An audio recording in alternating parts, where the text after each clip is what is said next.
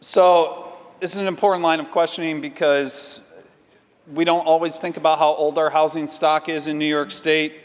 NYSERDA said a few years ago that a minimum of 200 amp service will be required if New Yorkers are going to be upgrading their residential units to electric.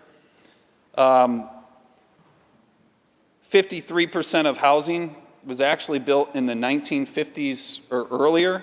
We didn't start installing, as a general standard, not a requirement, 200 amp service until the 1990s. A few 100,000 homes have been built in New York State since then.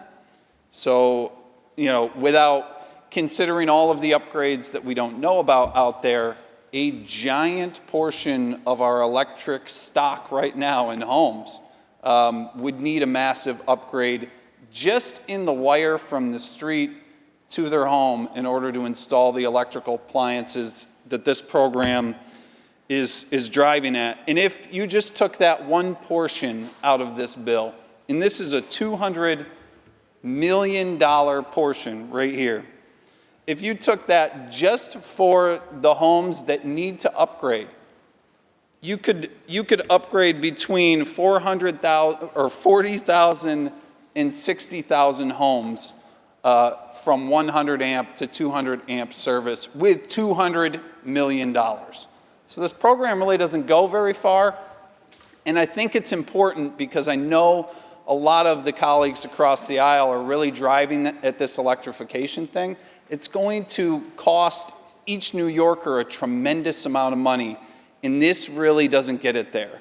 So telling them, you'll be eligible for, a new ductless mini split that costs $5,000, that might be nice. But if you don't have 200 amp service to your home to supply the replacement for your gas stove, the ductless mini split, the heat pump water heater, all of the great things that we're pushing, it is pretty much moot. People won't be able to afford the access to even get that technology. I've got a lot of concerns about the overall budget, but I'll hit them on some of the other bills. I'll be voting no on this one, and I encourage my colleagues to do the same. Thank you, Madam President.